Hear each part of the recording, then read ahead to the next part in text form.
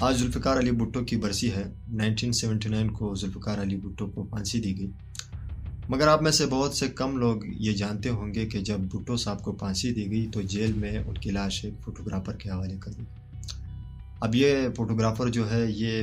بھٹو صاحب کے جسم کے پرائیویٹ پارٹ کی تصاویر بناتا رہا۔ ایک بک ہے کرنل رفیع صاحب جو کہ اس وقت سیکورٹی کے انچارج تھے جیل کے، انہوں نے لکھی ہے کہ یہ تصویر اس لیے بنا دی گئی کیونکہ حکومت کو اس بات کا یقین نہیں تھا کہ بھٹو صاحب کو اسلامی طریقے سے ختنہ کیا گیا ہے یا نہیں۔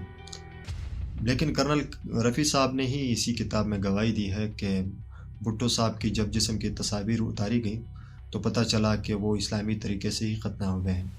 جنرل ضیاء صاحب اچھی طرح سے جانتے تھے کہ زندہ بھٹو سے مردہ بھٹو زیادہ خطرناک ثابت ہو سکتا ہے ان کے لیے،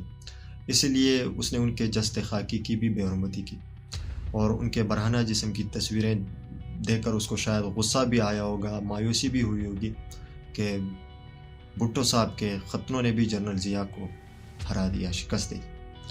بھٹو صاحب کا اگر میں کارنامہ آپ کو بتاؤں تو سب سے بڑا کارنامہ 1973 کا عین ہے،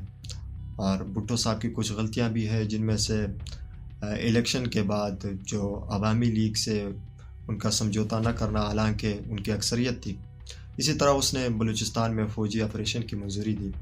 اور آپ کو بتاتا چلوں کہ انہوں نے نیب کی حکومت بھی گرا دی۔ چلو، تو جس دلیری سے بھٹو صاحب نے موت کو گلے سے لگا دیا، میں سمجھتا ہوں کہ اس نے اپنی غلطیوں کا کفارہ ادا کر دیا، اور وہ ہمیشہ کے لیے امر ہوگا۔